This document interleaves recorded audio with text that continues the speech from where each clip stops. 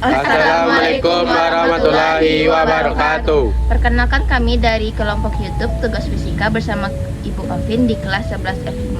Di sini kami ingin menjelaskan tentang pembelajaran fluida statis. Di sini kami beranggotakan Saya Aliko Tripangeran. saya Lucy Sepika, saya Kalen Audrey, Saya Yuna Yulianti. Saya Aisyah Iramelia Putri.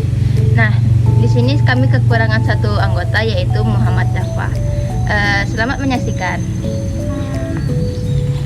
Fenomena fluida statis. Fluida statis adalah keadaan di mana zat air itu berada pada keadaan diam dan tidak bergerak.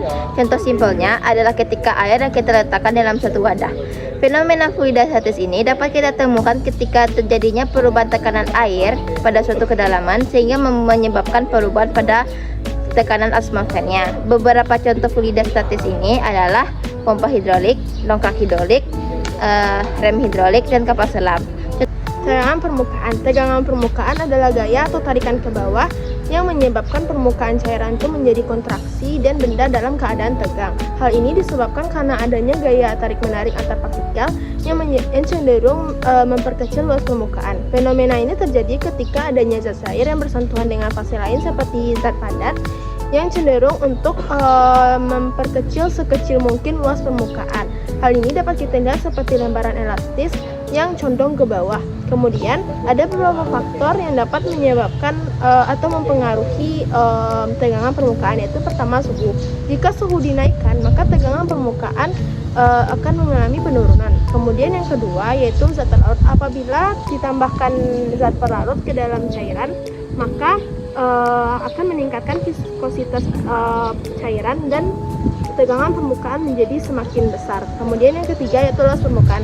Apabila luas permukaan zat cair itu diperbesar, maka tegangan permukaan akan meningkat.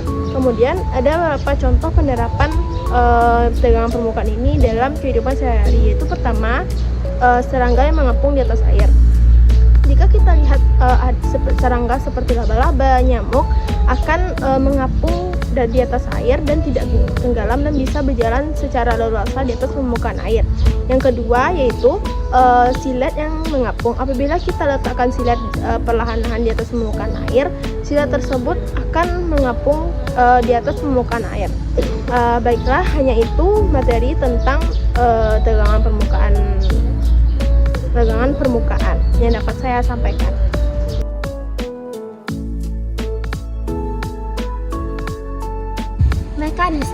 Mekaniskus ialah kelentungan zat cair dalam sebuah tabung reaksi. Mekaniskus dipengaruhi oleh dua faktor. Pertama, kohesi dan adhesi. Kohesi sendiri ialah gaya tarik-menarik antar partikel yang sesama jenis. Sehingga apabila dua jenis zat cair yang diletakkan dalam satu wadah tidak akan bisa bercampur. Contohnya, air dengan minyak. Kedua ialah adhesi. Adhesi sendiri ialah gaya tarik-menarik antar partikel yang berbeda jenis. Contohnya ialah air dengan tebu atau air dengan gula. Nah, mekaniskus terbagi menjadi dua bagian, mekaniskus cembung dan mekaniskus cekung. Mekaniskus cembung terjadi apabila kohesi lebih besar daripada adhesi. Contohnya ialah permukaan raksa dalam sebuah tabung reaksi berbentuk cembung dan tidak membasahi dinding kaca. Contoh lainnya ialah air yang berada di atas daun keladi.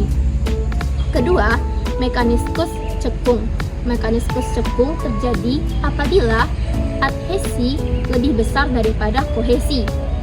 Contohnya ialah permukaan air yang cekung dalam sebuah tabung reaksi dan membasahi dinding kaca. Kapilaritas adalah suatu peristiwa naik atau turunnya zat cair pada pembuluh atau celah kecil atau pori-pori kecil. Untuk rumusnya yaitu, dan contoh kapilaritas pada kehidupan sehari-hari yaitu adalah naiknya minyak tanah pada sumbu kompor sehingga kompor dapat menyala, dan air yang tumpah mudah diserap oleh tisu dan kain lap.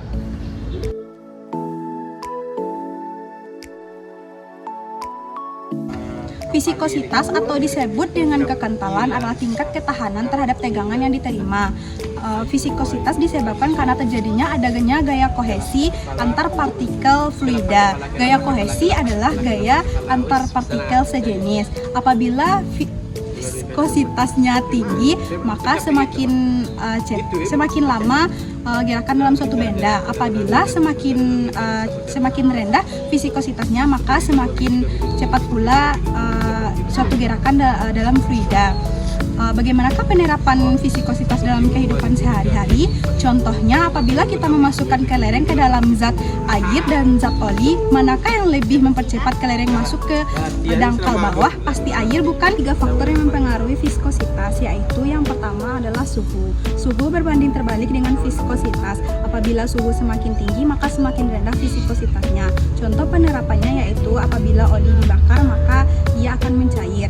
Yang kedua yaitu tekanan. Tekanan berbanding lurus dengan viskositas. Apabila tekanan tinggi, maka viskositasnya juga tinggi. Yang ketiga yaitu penambahan. Apabila penambahan juga berpengaruh terhadap viskositas. Apabila penambahan, maka dia akan membuat viskositasnya bertambah.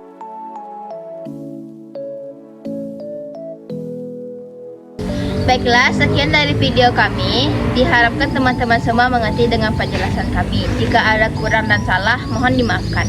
Assalamualaikum warahmatullahi wabarakatuh.